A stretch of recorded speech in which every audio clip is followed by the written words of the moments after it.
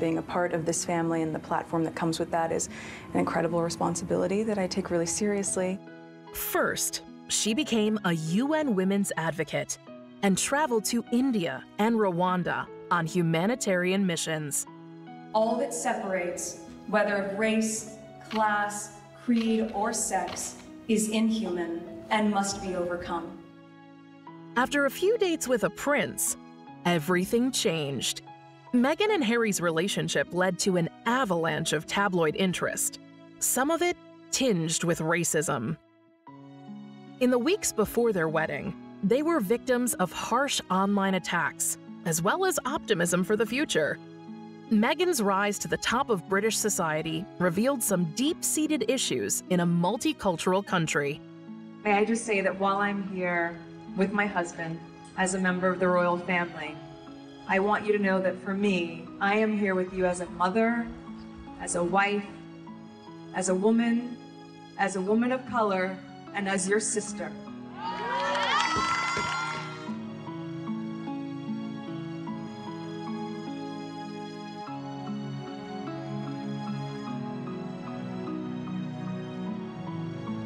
Meghan wouldn't compromise her authenticity, despite any criticism she received.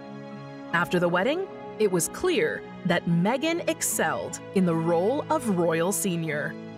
What, then, has made her move so far away from the palace years later?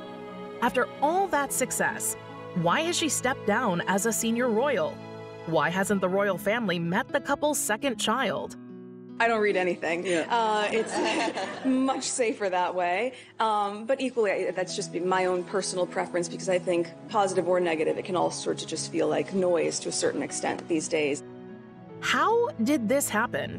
How did the most adored woman in the world become the subject of such vicious tabloid gossip? This is Meghan, American Duchess.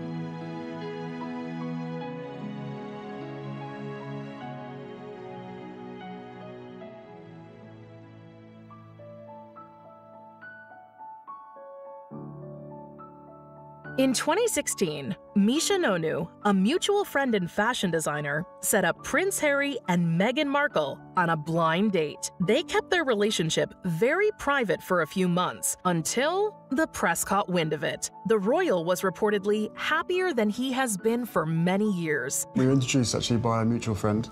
It was through her, and then we met once and then twice back-to-back, 2 dates in London.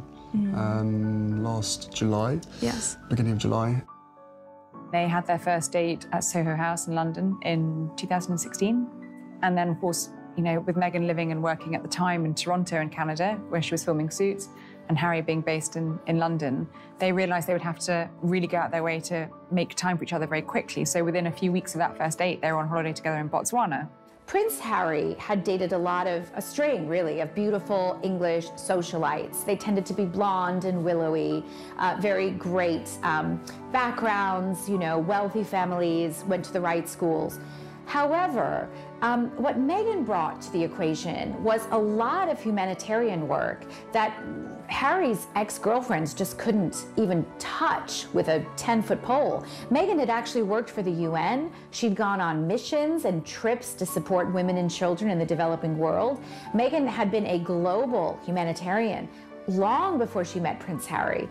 And I think as Harry was very close to stepping into his full role as a member of the royal family, the possibility of meeting someone who was equally passionate and engaged about changing the world and helping other people was extremely attractive to Harry. I think if you watch the engagement interview that Harry and Meghan did on BBC, and they talk about their first meeting and how they instantly connected, it's apparent that, yes, there was a mutual attraction, but it went far beyond the physical. Meghan and Harry were attracted to what each other believed in and what each other wanted to do in the world. The pair made their first public appearance together since avoiding the spotlight for so long at the 2017 Invictus Games in Toronto, even showing affection as the two sat front row to watch wheelchair tennis. I think Meghan had quite a difficult initial period after their relationship was confirmed, and we know this because Harry issued a statement defending her and sort of warning people off. You know, she described it as disheartening and discriminatory, but Harry himself mentioned sort of racial undertones, which is pretty upsetting for anyone concerned. And I think, you know, it is a difficult situation when you're thrust into the glare of media interest. The royal family garner a huge amount of attention, and you know, we know that they're not necessarily delighted by it, but you know, they work closely with the media to get their messages across.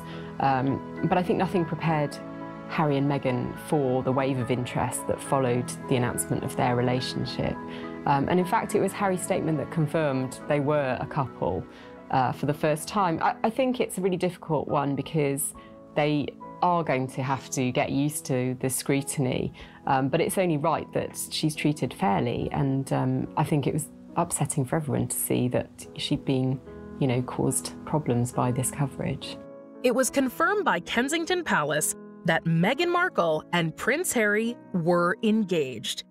The romantic moment occurred when the pair were cooking a quiet dinner at home. While most people get parental permission to marry their significant other, Prince Harry had an additional person to please before he walked down the aisle. In a letter to the Privy Council advisors, the Queen expressed her wedding well wishes to Meghan and Harry, giving them the royal seal of approval. And Buckingham Palace issued a statement saying the Queen and the Duke of Edinburgh are delighted for the couple and wish them every happiness. And the engagement has the approval of her future father-in-law. No, we're thrilled, thank you very much, to both of them. I hope they'll be very happy indeed. There's a misconception that because I have worked in the entertainment industry that this would be something I would be familiar with. But even though I'd been on my show for, I guess, 6 years at that point, and working before that, I've never been part of tabloid culture. I've never been in pop culture to that degree, and lived a relatively quiet life, even though I focused so much on my job. And so that was a really stark difference out of the gate. But and I think we were just hit so hard at the beginning with a lot of mistruths that I made the choice to not read anything, positive or negative. It just didn't make sense, and instead we focused all of our energies just on nurturing our relationship. On us, yeah. On us. There is no doubt that when anybody marries into the royal family, the media immediately start looking into the background and the family of that person. I mean, with Meghan, it was quite easy because she'd been very public on social media and on the internet. She'd spoken about her biracial background, the fact that her ancestors were slaves. She'd spoken extensively about her charity work as well. So we had a really quite graphic picture of the type of woman she was, a feminist, somebody who believed in speaking out about her mixed race background. And I think that all of this actually was positive, in my opinion, because it gave the media a platform on which they could base their stories. Meghan Markle is a California girl. In fact, her dad, Thomas, was in the film industry. He worked on set. And one of Meghan's earliest memories, actually, and what she says inspired her to be an actress, was being on set of the show Married with Children, a show that her dad worked on for years as a lighting director, I believe. Meghan grew up very much, not so much in the industry, but close, kind of on the periphery of show business. I think she got a real taste of it from a very early age. And Meghan was always a natural performer. We've seen videos of her in school plays. We know that she was always kind of gravitating towards the stage and being on stage. Meghan seemed to do really well with the kind of attention and scrutiny that came with being an actress. And there's no doubt that really from an early age, Meghan always kind of stood out from the rest of her peers. But now that it is all official, Prince Harry, do you have that sense that the combination of the two of you, your different backgrounds, that you together represent something new for the royal family? I don't know if it's something new. I think it's, you know, for me, it's an added member of the family. It's another team player as part of the bigger team. And you know, for all of us, all we want to do is be able to carry out the right engagements, carry out our work, and try and encourage others and the younger generation to be able to see the world in the correct sense, rather than perhaps having a distorted view.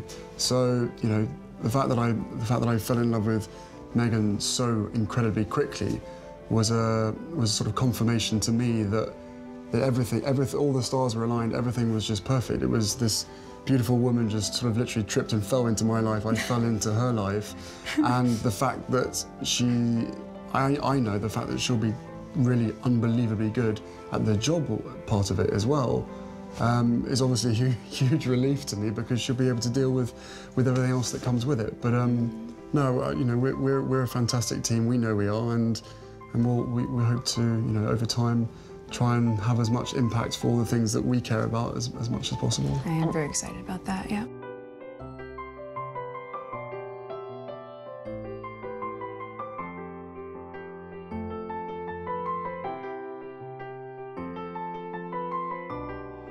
Meghan and Harry said "I do" at Windsor's St. George's Chapel in front of 600 guests and millions of viewers in one of the most anticipated weddings of our generation.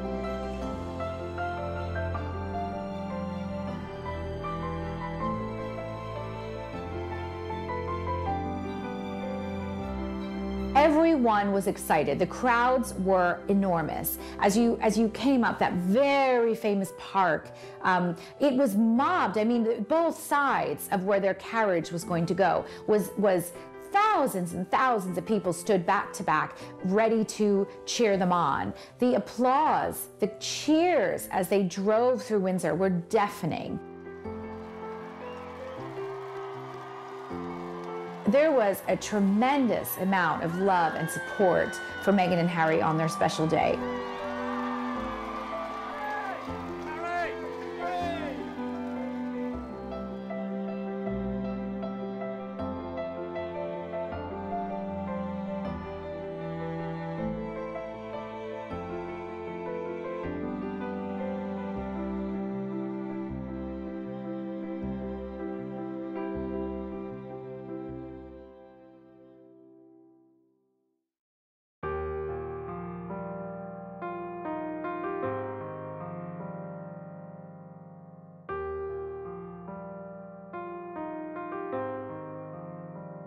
Now the Duchess of Sussex, Meghan didn't waste any time settling right into the family.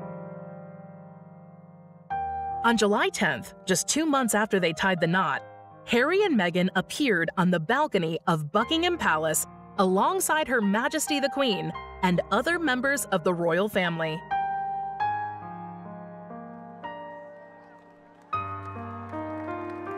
The family were joining in the celebrations for a historic flyover to mark the historic 100-year anniversary of the Royal Air Force.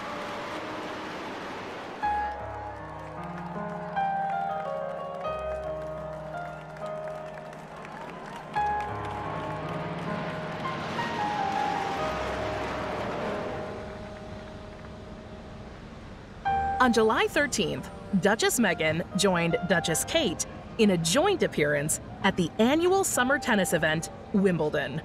The royal ladies looked very happy together in their first public outing without their husbands. Turning out to support her close friend Serena Williams, Meghan sported a stunning Ralph Lauren outfit for the special occasion. A royal schedule is a busy schedule, and Meghan was definitely finding that out fast. Later that month, she cheered on Prince Harry in a charity polo cup in support of Sentebale. Meghan's good old-fashioned American encouragement must have worked a treat, because Harry's team won, and he was even treated to a rare public smooch. The couple attended a charity performance of the musical hit Hamilton in August. No doubt, Meghan felt right at home being back on the stage. On September 12, 2018, the Duchess of Sussex launched a new SmartWorks capsule collection in London on the rooftop of Oxford Street's John Lewis department store. One of the most important roles for a member of the royal family are the charities and causes they choose to support and the significant work they do for those causes. On June 14, 2017, England saw its worst post-war fire at Grenfell Tower. The avoidable tragedy cost 72 lives and devastated the lives of residents, and the local community. Meghan Markle chose to show support to those affected and began to cook regularly with residents of the local Hub community kitchen. In January 2018, as I was settling into my new home of London, I met a group of women whose community had been affected by the Grenfell fire. They had decided to get together to cook fresh food for their families and their neighbors. After the fire, it was somewhere where they could make food to take back to their hotel room where you don't have facilities to cook. It was sort of comforting to be able to do that, and the kitchen gave them the opportunity to do it. It was quite nice to have that sense of belonging. After cooking with the women since January of that year, she decided to create a project called Together, a cookbook which showcases recipes from those families affected by the Grenfell fire. Meghan described the book as a labor of love.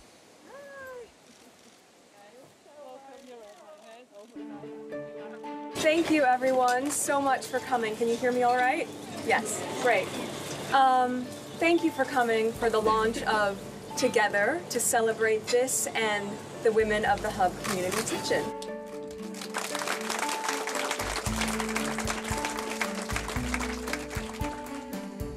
Working on this project for the past 9 months has been a tremendous labor of love. I had just recently moved to London and I felt so immediately embraced by the women in the kitchen, your warmth and your kindness, and also to be able to be in the city and to see in this one small room how multicultural it was. On a personal level, I feel so proud to live in a city that can have so much diversity. It's 12 countries represented in this one group of women is pretty outstanding.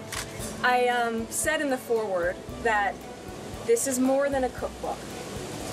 And what I mean by that is the power of food is more than just the meal itself. It is the story behind it.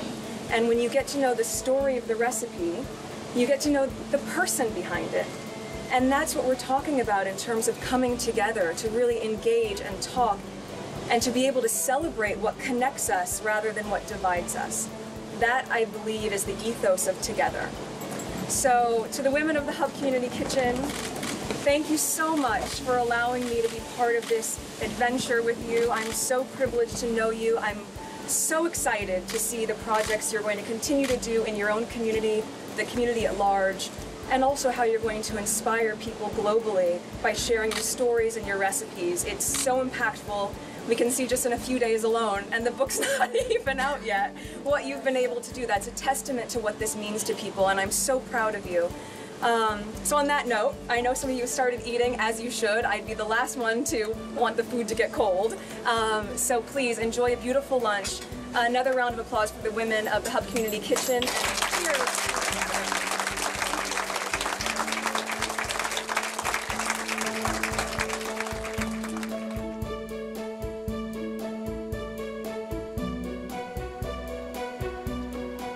On September 25th, Meghan made her first official solo appearance, celebrating the opening of Oceania, an art exhibit featuring 500 years of historical works.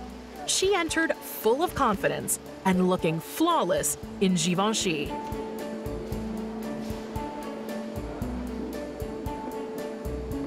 Continuing in a year of royal firsts, Harry and Meghan found themselves back at Windsor Castle for a wedding, but this time just as guests. The wedding of Princess Eugenie and Jack Brooksbank took place on October 12th, 2018.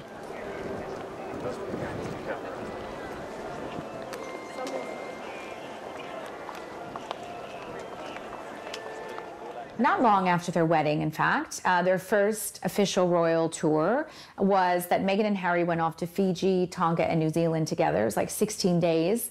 This was a big deal. This was the first time that Meghan and Harry were going to represent the monarchy and the British people abroad in the Commonwealth. I'm sure Meghan spent an awful lot of time figuring out her clothes, knowing she would be scrutinized at every minute, as well as planning speeches, remarks, memorizing the names of the people they'd be meeting and their advisors. It would have been a lot of homework. In fact, we very famously see Meghan getting off the plane when she arrives at the very beginning of her royal tour, carrying a big binder of notes. Now, interestingly, she held it in front of her stomach for a reason. But you see, Meghan was already pregnant on that trip, and they hadn't announced it yet. But clutching her research and her notes in front of her enabled her to kind of hide the beginnings of her baby bump. Having said that, it was obvious Meghan had been researching and reading up on the plane. You know, Meghan Markle is not someone who just wants a pretty designer dress and a glass of champagne. She is actually engaged and interested in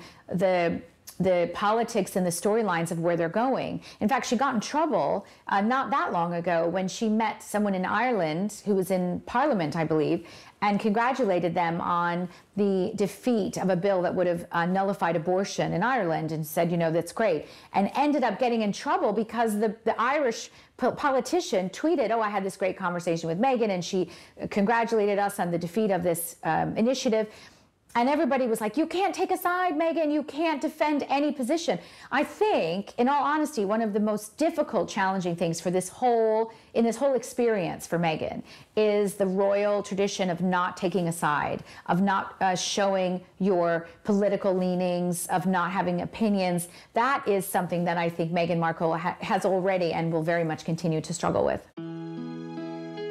On October 15th, 2018, the happy couple announced that they were expecting a baby in the spring of 2019. The announcement came as a surprise to the world, and many sent their congratulations and best wishes via social media, including the Archbishop of Canterbury. Doria Ragland, Meghan's mother, expressed her happiness and said that she is looking forward to welcoming her first grandchild. Despite the news of a royal addition on the way, the Sussexes arrived in Sydney, Australia to begin their 16-day trip that would take them across the outback and to Fiji, Tonga, and New Zealand. The couple were met by a huge media crowd that never seemed to leave their side. This was their first official royal tour, and the schedule was jam-packed with over 70+ engagements.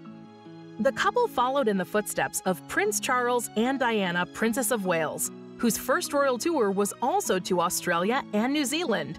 Meghan seemed in her element, chatting with crowds, full of smiles and laughter. Meghan Markle made a speech at the celebration of 125 years of women's suffrage in New Zealand. My great pleasure and privilege to invite Her Royal Highness, the Duchess of Sussex, to speak.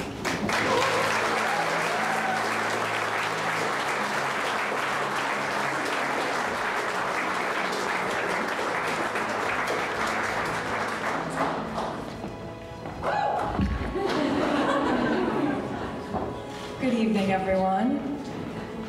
Your Excellencies, Prime Minister, Mr. and Mrs. Bridges, honored guests, ladies and gentlemen, good evening. Tēnā katoa.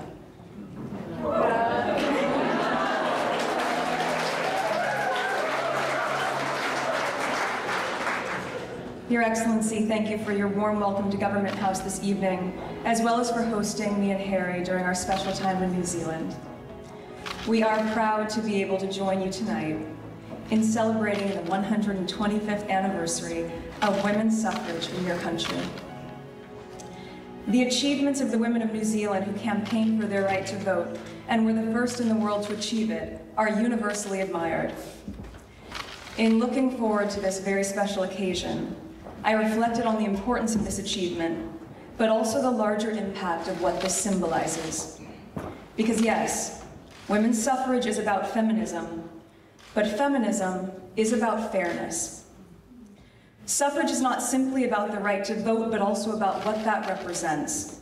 The basic and fundamental human right of being able to participate in the choices for your future and that of your community. The involvement and voice that allows you to be a part of the very world that you are a part of. And women's suffrage is not simply about the right to vote for women, but also about what that represents. The basic and fundamental human right of all people, including those members of society who have been marginalized, whether for reasons of race, gender, ethnicity, or orientation, to be able to participate in the choices for their future and their community. So bravo, New Zealand, for championing this right 125 years ago for the women who well deserve to have an active voice and acknowledged vote, and for all of the people that this effort has paved the way for globally. We all deeply thank you.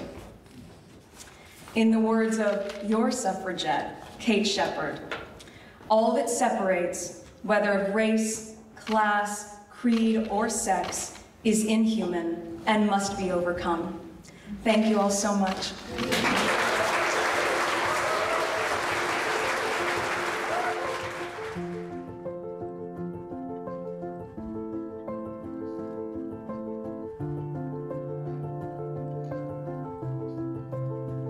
On May 6, 2019, Meghan and Harry became a mother and father. Archie Harrison Mountbatten Windsor was born at 5:26 a.m. at the Portland Hospital in London. Yes, I'm very excited to announce that Meghan and myself had a baby boy early this morning, a very healthy boy. Mother and baby are doing incredibly well. It's been the most amazing experience I could ever possibly imagine. It's been widely reported that Harry was at Meghan's side throughout the birth, and of course we saw the very charming, gushing interview he did just hours later when he said, you know, he was so proud of his amazing wife. He just praised her to the skies. You could see they had body language experts reading Harry, and you could see the overwhelming joy and unabashed delight and just pure, pure happiness that radiated out of him. I haven't been at many births. This is definitely my first birth, but it was amazing, absolutely incredible. And as I said, I'm so incredibly proud of my wife. And as every father and parent would ever say, you know, your baby is absolutely amazing, but this little thing is absolutely to die for. So I'm just over the moon. You know, the thing about Harry we all love is that there is no artifice. Who he is who he is. We see pure emotion coming off of him all the time, very much like Princess Diana. And when he was talking about the birth of his son, we could see that pure, amazing excitement and joy, and the love he has really for his wife. This new royal boy is now 7th in the line of succession to the British throne and is a citizen of both the United Kingdom and the United States. He was baptized wearing the royal christening gown by the Archbishop of Canterbury on July 6, 2019, in the private chapel of Windsor Castle. It's just been a dream, so it's been a special couple days. Who does he take after? Does he look like anyone? We're still trying to figure that out. Everyone says that babies change so much over 2 weeks. We're basically sort of monitoring how the changing process happens over this next month, really. But his looks are changing every single day. Yeah. So who knows? Parenting is amazing. It's only been what, 2.5 days, 3 days. Yeah. But we're just so thrilled to have our own little bundle of joy and be able to spend some precious times with him as he slowly starts to grow up. He's already got a little bit of facial hair as well. Wonderful. Just in the family. Guys, thank you. Thank you all so much. Thanks for your time. Thank you. Thanks a lot. And thank you everybody for all the well wishes and the kindness. It just means so much. Thank you.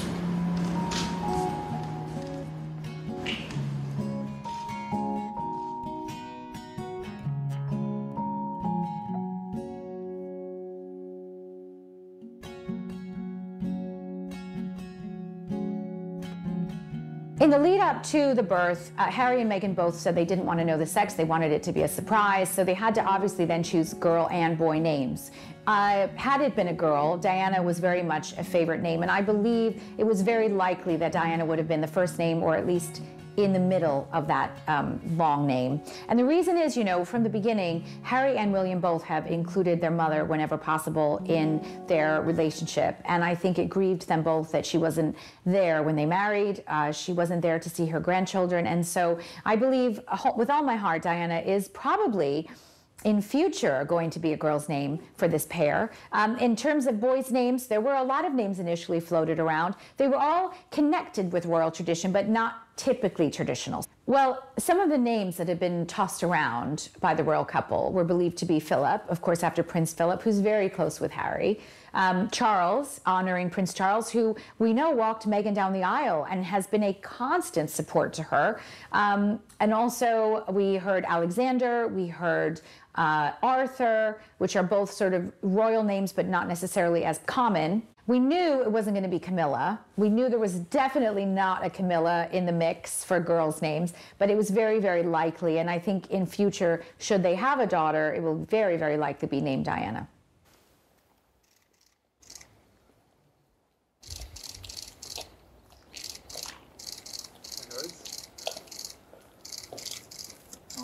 Yes, good to see you. So you want me over here? Yes, so X marks the spot. X marks the spot. Lovely horses in the background. Nice. It's all ready. Right. Prince Harry, have you got any news you want to share with us and the world? Yes, I'm very excited to announce that Meghan and myself had a baby boy. The baby was born at 5:26 a.m. He was 7 pounds 3 ounces. It's a very good size, actually bigger than Harry was when he was born. And he was born, we believe, at the Portland Hospital.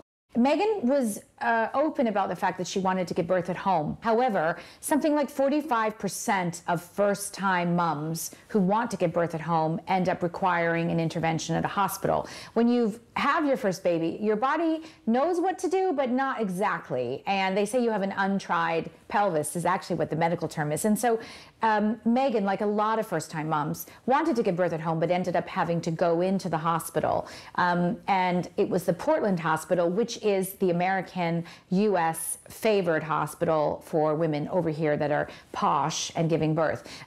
Baby birthing suites at the Portland go up to 30,000 pounds a night. Meghan would have had round-the-clock care and nurses. I've been in those birthing suites, and they are very much like hotel rooms. I went to the one at the Kensington wing at Chelsea, Westminster, where Amal Clooney gave birth, who's a good friend of Meghan's. And it is like a hotel. You have nurses instead of room service, and they take your baby and all the time, you know, help you with breastfeeding, with constant care, bringing in sandwiches, champagne, anything you fancy. And it's a really nice experience. We don't know, and I don't think Meghan and Harry will ever divulge a lot of the personal details, but I wouldn't be surprised at all if Meghan had a water birth, because for women looking to have a very natural experience, when home is not an option, typically water birth is what they most want. Having said that, if Meghan did require hospital intervention, which we believe she did, it may have been that she ended up having to have a C-section in the end. So we don't know, and I don't believe the royal couple will ever make that known. You know, starting really from the last month of pregnancy, when we didn't see Meghan Markle, until the royal palace really refused to say if she'd even given birth or not, in the weeks up to her birth. And then when they announced she was in labor only after the baby had already been born. Meghan and Harry have been doing things their own way. They have made a statement, a clear statement, that this baby belongs to them, not the public. In my understanding, this is somewhat unprecedented when there's this much interest and when the royals are determined to keep it to themselves. Harry and William had very different experiences as new fathers. Harry's was a lot more private. But having said that, you know, of course you have to remember William is in a far different position than Harry. William will be king. Harry will never be king. So I think the standards are not the same. The expectation isn't as high. And Harry and Meghan hopefully will be allowed more privacy. It's been the most amazing experience I could ever possibly imagine.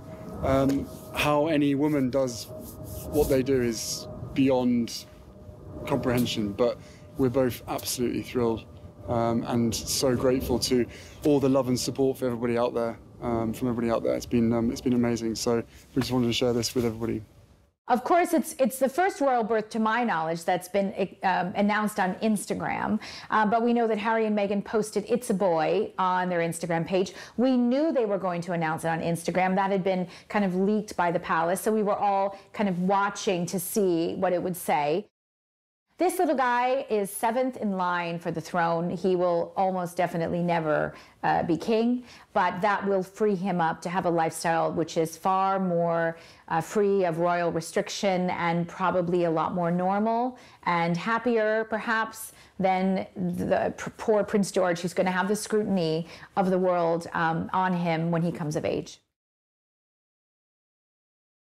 Well, the whole world was celebrating with the Duke and Duchess of Sussex, but London in particular really lit up the skies. The London Eye was decked out as a Union Jack, lighting up the night, and the BT Tower, which is a huge building in London, had a big, big glowing sign, "It's a boy." So truly, London is alive with happiness over this birth.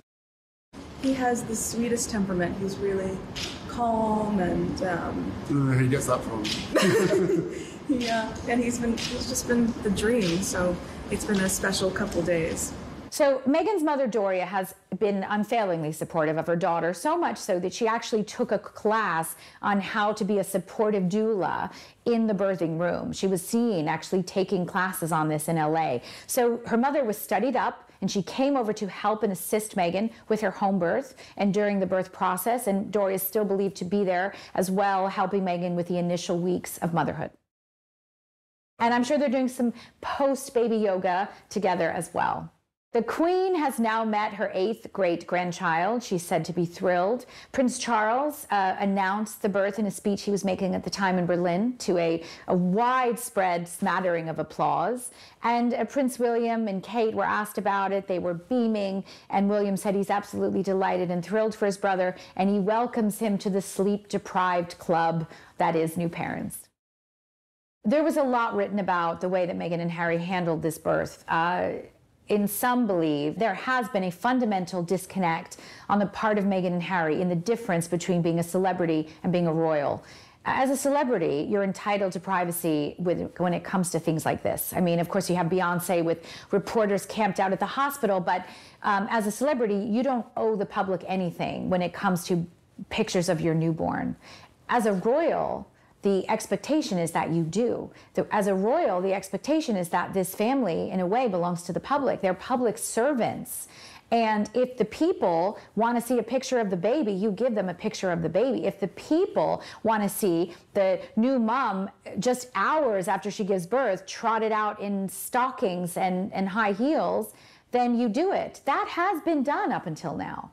Whether or not that's right, that is the precedent. So for Harry and Meghan to treat this the way a celebrity would really treat this, which is, we ask for privacy at this time, that's not what royals do. And the British press and some of the public have been upset because they want to feel like they're participants in this birth the way they have in other royal births. However, Meghan and Harry have drawn a clear line in the sand and said, no, we have boundaries and this is ours. And we're not letting you in to this special moment in the way that, say, William and Kate did. The initial hours after the baby's born belong to us, not to you. That is a difference in the way celebrities and royals view these kinds of things, and that has been a sticking point for some people in the British press. The Duke and Duchess of Sussex have undertaken a public relations blitz, recently appearing in a buzzy primetime interview with Oprah Winfrey that drew millions of viewers. Look, they're clearly very unhappy with the royal existence that they have at the moment and the way that their public life impinges on them. It's something they clearly want to change. Many people will have sympathy with that. It's understandable. The crux of the matter is you can't be half royal. You can be part of the royal machine. You can accept the privileges that go with it, but also take the restrictions and all that, and you live in a sort of bubble, or you can stand back. I mean, the next generation of Dukes of Kent, Dukes of Gloucester, they're private citizens. No one would recognise them in the street. You can go down that route if you want. What you can't do is to be sort of transatlantic royals who drop in, do a bit of royal stuff, but then go off to do this sort of financial independence stuff in LA or Toronto, wherever it is. I think the whole plan that Harry and Meghan have is a really problematic one, because they're talking about stepping back. Their critics would argue, about having their cake and eat it. They're talking about one day representing the Queen on a foreign tour to another country, on another day, say in North America, earning serious money with some sort of endorsement of some sort of product. The risk is that those two things aren't compatible. The risk is that their pursuit of money will tarnish the Windsor brand and tarnish the House of Windsor. I mean, this is the real problem for the Queen and Prince Charles. They are dealing with this as a grandmother and as a father on the one hand, and they're also dealing with it as the protector of an ancient dynasty. And we have seen that how, as protectors of the ancient dynasty, when they need to, they act brutally, as they did with Prince Andrew when they removed him from public office. There may be a point that at some stage that the Queen, Charles and William believe that what Meghan and Harry are proposing is a threat to the institution of the British monarchy, then they will act. In the interview, the couple discussed mental health issues, and the Duchess said she had suicidal thoughts after marrying into the British royal family. Some viewers noticed a strong resemblance to the interview Harry's mother Diana did in 1995. I think there is now an allegation of racism hanging over a member or members of the royal family. We don't know who, as we said earlier, not the Queen, not the Duke of Edinburgh, but beyond that, we don't know who. Harry and Meghan wouldn't say. And nor do we know the context in which this remark was made. But we do know, from what we've heard, that both Harry, when he heard it, and Meghan, when it was passed on, took offence to it, and therefore that is an issue for them.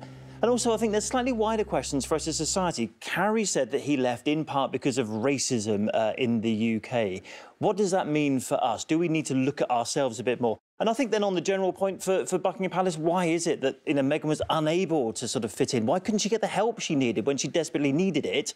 Although I should also point out, last week there was that bullying complaint revealed against Meghan that the Human Resources Department had to look into as well. So there's a lot there.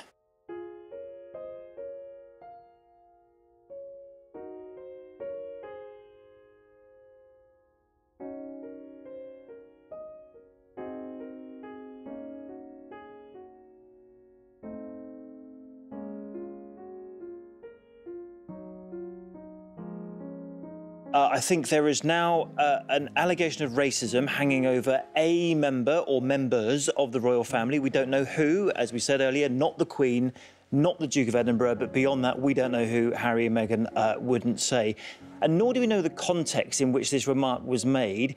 But we do know, from what we've heard, that both Harry, when he heard it, and Meghan, when it was passed on, took offence to it, and therefore that is an issue for them.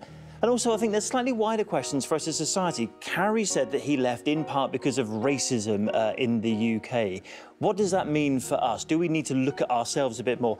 Look at the barrister that was in Rebecca Barry's report just now, who said Meghan was describing my life in the UK. And I think that is very important that we sit down to address that. And I think then on the general point for Buckingham Palace, why is it that Meghan was unable to sort of fit in? Why couldn't she get the help she needed when she desperately needed it?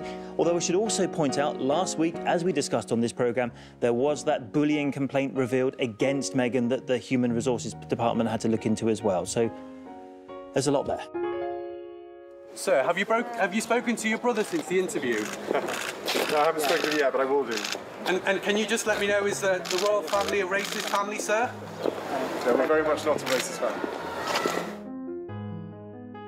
It's great to hear people's stories, but as a journalist, your immediate thoughts are the truth. What is the truth? What are the facts of a scenario? And you have to investigate those, and I don't think Oprah did that enough.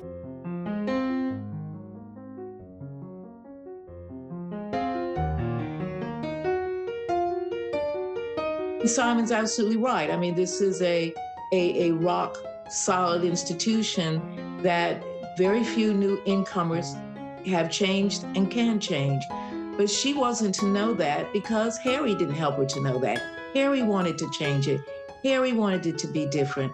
Harry wanted it to be another thing. During the interview, which was filmed in Santa Barbara County, California, Prince Harry and Meghan announced their decision to step down as working members of the British royal family in January 2020.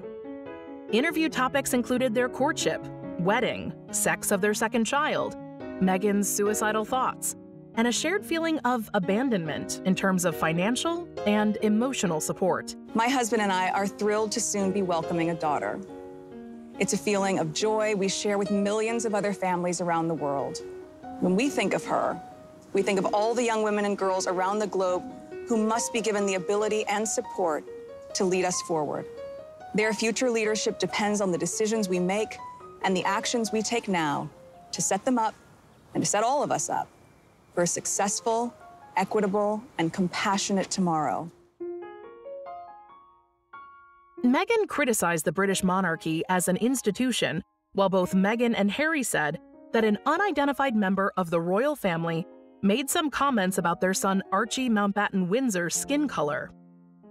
The fact that Americans have a fairy tale about the royal family, and this fantasy has been shattered. And particularly the statement about Archie and the color of his skin. And for America now, this is really, really not on.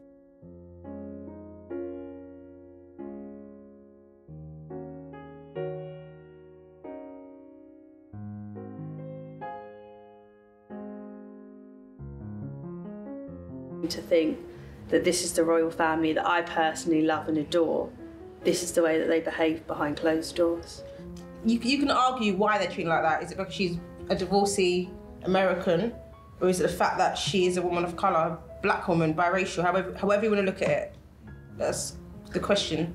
In an institution that is not that far removed from slavery and colonialism, it's not a shock here, there, anywhere that, like, I have friends who date folks of color whose families ask if that's the first question is like, is the person going to come, is your child going to come out dark? This program has gone out in the United States. So the United States has an image of this country, and that image has been altered.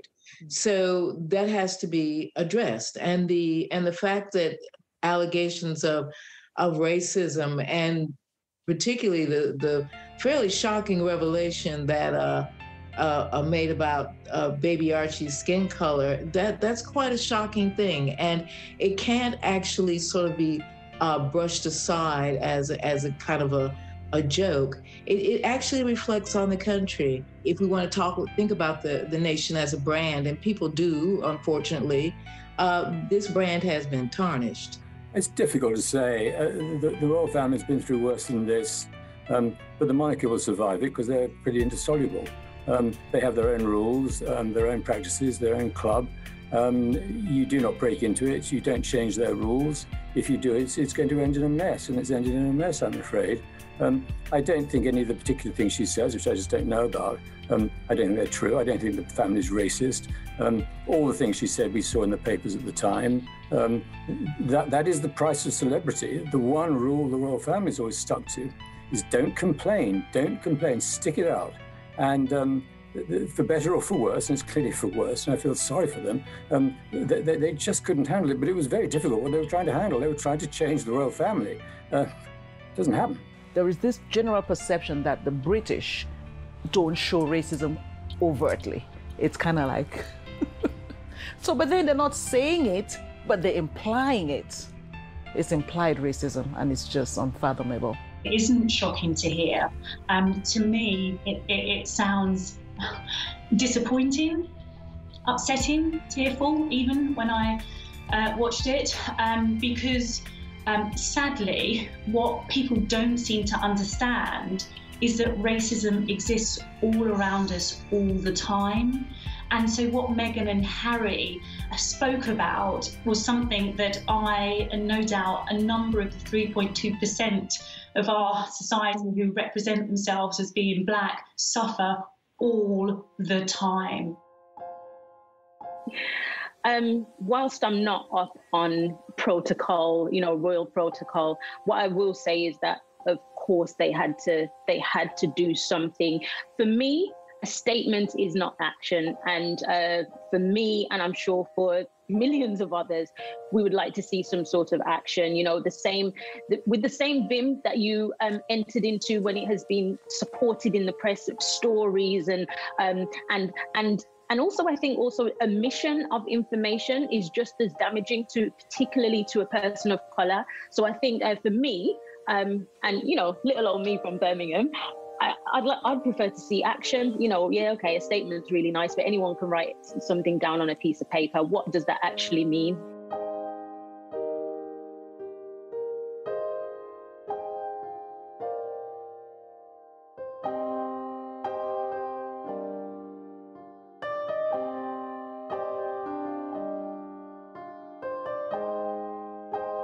Well, you put it that way. I don't see it. The royal family is not a democratic institution. It was an invention in the 1960s of the royal family of the monarchy of Britain to go a different route from all the other monarchies in Europe. There's no need for a royal family. They are not necessary. They were made into celebrities. They've paid a terrible price for it, these children. They really have. I mean, goodness knows.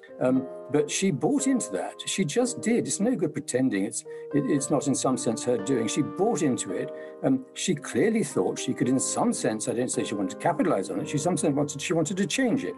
And she hasn't changed it. She's found it very difficult. Nobody has emerged from it with much credit. You're quite right. But I'm very reluctant to say it's all one side's fault. Harry's estrangement from his father, Prince Charles, and brother, Prince William, were also discussed, as well as a royal title for Archie. The relationship between Meghan and her estranged family was briefly discussed as well. In addition to generating a lot of media attention, the interview received a mixed reaction from political figures. Meghan and Harry announced the birth of their second child, Lilibet Diana Mountbatten Windsor, a sweet tribute to two significant people. Lily is named after her great-grandmother, Her Majesty the Queen, whose family nickname is Lilibet. As for her middle name, Diana, it is a tribute to Prince Harry's late mother, Princess Diana. June 2021, Meghan Markle published her first children's book, The Bench. The book started off as a poem Meghan wrote for Prince Harry for Father's Day about his relationship with their son Archie, and was later turned into a full-fledged children's book. Archwell Incorporated is a nonprofit foundation for change founded by the Duke and Duchess of Sussex as a first step toward independence. Archwell Productions was founded by the couple who signed massive media deals with Netflix and Spotify for a series of inspiring documentaries and podcasts, reportedly worth around 18 million British pounds. 2 years after Prince Harry and Meghan Markle stepped back as senior members of the royal family, the couple returned to the UK for a very special reason. Harry and Meghan saw the Queen in a low-key visit before going on to the 2022 Invictus Games in the Netherlands. The secret visit came almost a year after Prince Philip's funeral, which marked the last time Prince Harry is believed to have reunited with the Queen and the extended royal family. Although this surprise visit has since received mixed reactions after the prince stated he's making sure that she's protected, in reference to the Queen and the staff she is surrounded by. Meghan is on the hunt for another broadcast giant to pick up her cartoon series, which was axed by Netflix. Pearl was officially scrapped as a part of a wave of cutbacks prompted by the streaming juggernaut's drop in subscribers. Following this, Meghan had wiped all references to the program from her Archwell website. But despite being dumped by Netflix, the 40-year-old and her production team do not see it as a fatal blow and are now said to be exploring other avenues. Meghan and executive producer David Furnish, Elton John's husband, will pitch the concept to rival networks such as Apple and Amazon.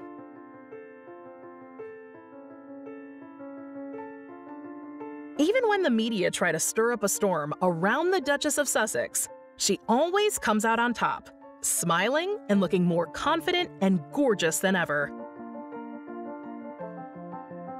Meghan Markle has shown the world that she is very much a strong, modern woman throughout her whirlwind romance, fairy tale wedding, motherhood, and beyond. She is an inspiration to women everywhere. With honesty, empathy, and ambition, she took on the challenge of going from Hollywood to Windsor and grew more popular and loved.